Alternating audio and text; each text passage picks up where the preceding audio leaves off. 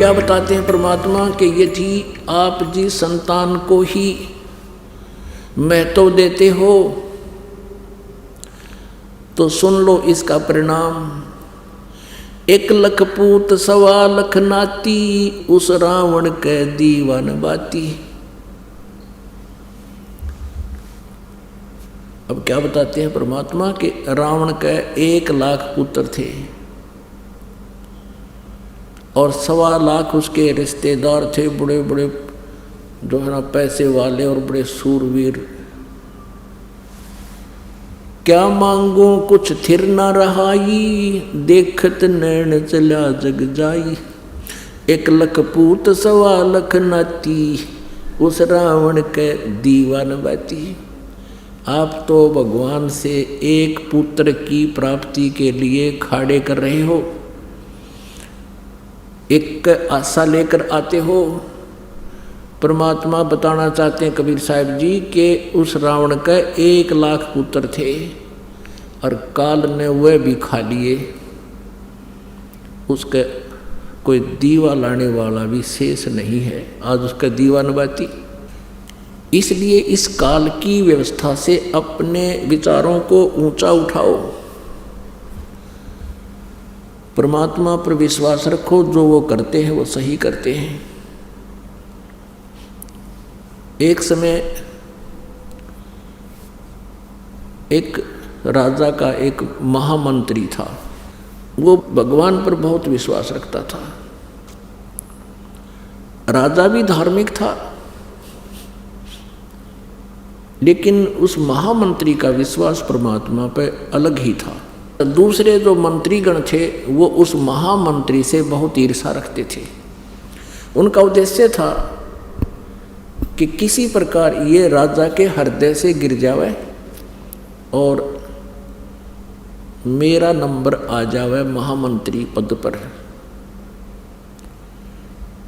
तो एक व्यक्ति ऐसे उसकी निंदा चुगली करते रहते थे, कोई ना कोई दाव लगाए रहता था। एक दिन राजा अपनी तलवार की धार चेक कर रहा था, वो कितनी तेज है, ऐसे स्वाभाविक निकालकर अन्य हाथ से ऐसे देखते हैं जैसे ये नाई उस तरह देखा कर। उधर से वो बातें भी कर रहा था और साथ में उनके मंत्री महामंत्री खड़े थे। उसका ध्यान रहा नहीं, राजा की उंगली कट गई, अलग होगी, दूर जा गिरी। और वो राजा ने कहा, ले भाई बड़ा बुरा हुआ है, तो मेरी तो उंगली कट गई।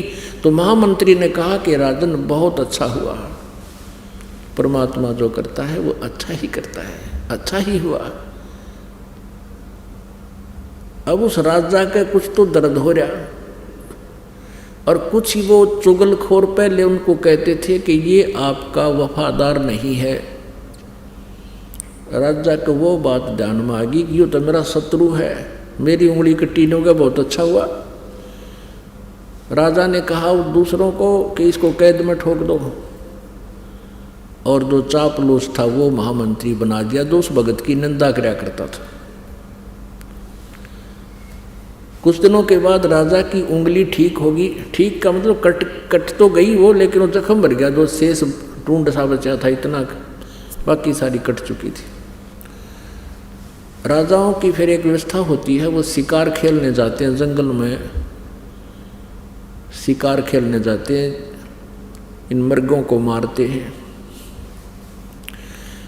अब राजा और वो महामंत्री जो नया चुना था, और भी 20-30 उसके सैनिक 50 चले गए। राजा और महामंत्री जंगल में अकेले रास्ता भूल गए।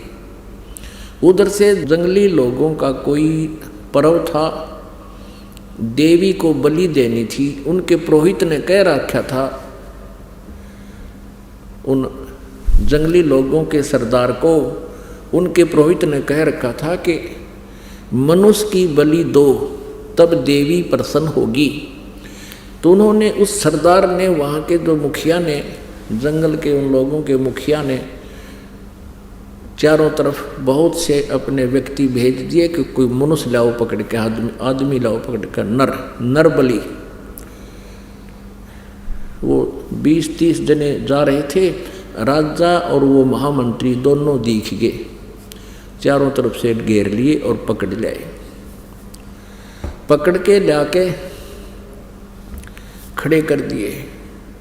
अब पुरोहित ने कहा कि इनके अंग देखो, कोई अंग भंग ना हो, यानी शाम पूर्ण हो ये, नहीं तो पूजा अधूरी रह जाएगी। काना ना हो, लंगड़ा लूला ना हो, हाथों की उंगलियां पूरी हो। अब वो लागे फिर उसकी चेकिंग करने, वो निरीक्षण करके देखा कि एक आदमी की उंगली कट रही है, ये उंगली नहीं है। पुरोहित ने कहा कि इसकी बलि नहीं स्वीकार होगी। वो राजा तो छोड़ दिया, वो दूसरा पूरा था, वो चापलूस ने बोला जी ये ओके है कि इसको कर दो काम, वो काट दिया। वो चापलूस तो कर दिया काम, वो काट दिया, राजा बच गया। अब राजा ने तो वहीं से स्पीड ठोक दी और पहुंचा घर पे। आते ही सबसे पहले उस महामंत्री को जो कैद कर रखा था उसको खोला और सीने से लगा कि भाई मुझे क्षमा करना, मेरे से बहुत भूल बन गई, आपको मैंने जेल में डाल दिया। आपने जो शब्द कहा था उस दिन कि आपकी उंगली कट गई, बहुत अच्छा हुआ, मुझे बहुत दुख हुआ था आपकी बात का, लेकिन आज मेरे साथ वो घटना घट गई कि आपका वचन सही था, कि ये बहुत अच्छा हुआ। अब राजा समझ गया, राजा को पता लग गया कि भी मेरी उंगली कटने से मेरी मौत बच गई, मेरा जीवन बच गया, नहीं तो मेरी जान जानी थी। तो फिर उस राजा ने मंत्री से कहा कि भी ठीक है, मेरे लिए तो अच्छा हुआ मेरी उंगली कट जाने से मेरी जीवन रक्षा होगी, लेकिन आपके लिए क्या हुआ, आपको अननेसेसरी 6 महीने की कैद काटनी पड़ेगी। अब वो महामंत्री, भूतपूर्व महामंत्री कहता है कि मेरी भी जान बच गई ना, आज तेरे साथ मैं होता और मेरी जान जाती, इस 6 महीने की कैद में मेरा भी जीवन रक्षा होगी, ये भी बहुत अच्छा हुआ। तो पुण्यात्माओं, ये भले ही कथाएं हों और भले ये सच्चाई है, लेकिन ये विधान परमात्मा का ऐसा ही है, हमने इसको सत्य ही मानना पड़ेगा। तो किसी के साथ कोई ऐसी घटना घट भी जाती है तो इन परमात्मा के जो दिए हुए फार्मूले हैं, इनको तुरंत अप्लाई कर लिया करो अपने माइंड में, 90% टेंशन खत्म हो जाएगी। और फिर रिजल्ट देखना परमात्मा का। कहते हैं द्वार धनी के पड़ा रहे और धक्के धनी के खावे, 100 काल झकझोल ही पर द्वार छोड़ नहीं जावे।